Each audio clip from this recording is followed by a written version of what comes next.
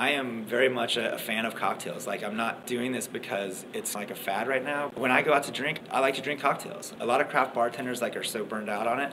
They like to have a beer and a shot, and the last thing they want is a cocktail. But I'm very much a fan of the cocktail. I took a course in Southern Wine and Spirits where I was taught by a gentleman by the name of Francesco Lafranconi. And he really taught us that this is a profession. Like, if you want to do this, this is a legitimate profession. Like, it's not just, oh, so what else do you do? Oh, you bartend, so you must have a real job somewhere. So that's where I really started thinking about, hey, I've been doing this for 15 years.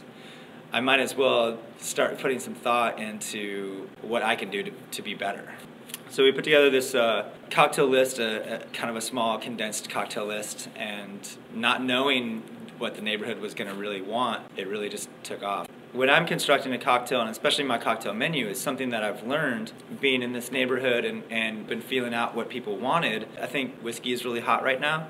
So I do some kind of old-fashioned cocktail, and I do some kind of Manhattan variation. But I try to combine that with seasonal flavors. I have taken an old-fashioned that's usually made with rye whiskey, and I've added a little bit of apple element to that. So the first year we did that cocktail called the Orchard Old Fashioned was taking an apple cider and reducing that and then making a syrup out of that as the sweetener that you would use for an old fashioned. I get a lot of my inspiration from old cocktail books and old cocktail recipes because I feel like we're not really doing anything new. Like, I mean, we might be putting some different things into the mix now and different techniques, but when you look at what was going on 100, 150 years ago, they had some really interesting flavors, and I think those classic cocktails have stood the test of time.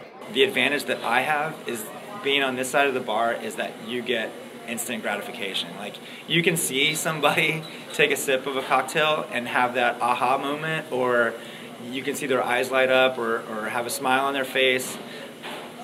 That's really pretty cool. I tend to gauge by looking around the room and seeing how people are reacting to the cocktails, and especially visually.